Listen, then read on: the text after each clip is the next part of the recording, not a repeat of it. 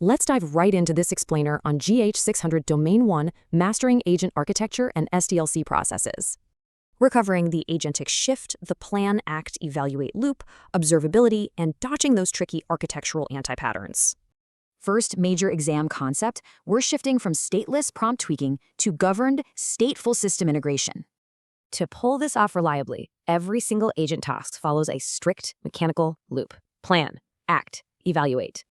Step 1, planning. Before doing anything, the agent has to produce a structured, fully inspectable plan artifact. Then, it acts. But only within a bounded scope, using least privilege permissions to seriously limit the blast radius. Finally, evaluate. If a required check fails here, the agent either tries again or escalates to a human. It's kinda brilliant how perfectly these SDLC stages map right onto standard GitHub artifacts, like issues and commits. You've got to treat tasks like strict contracts. That means enforced inputs, expected outputs, and absolutely unyielding success criteria.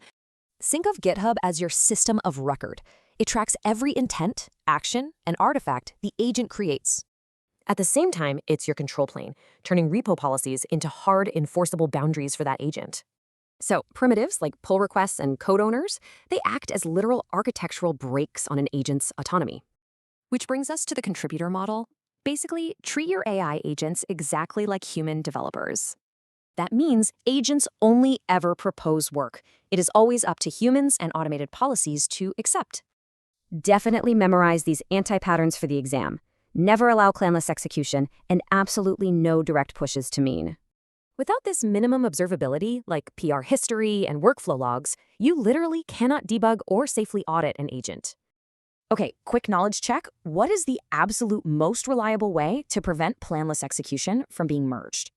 The answer? Make the plan a required status check. If agents are the new developers, is your repo ready?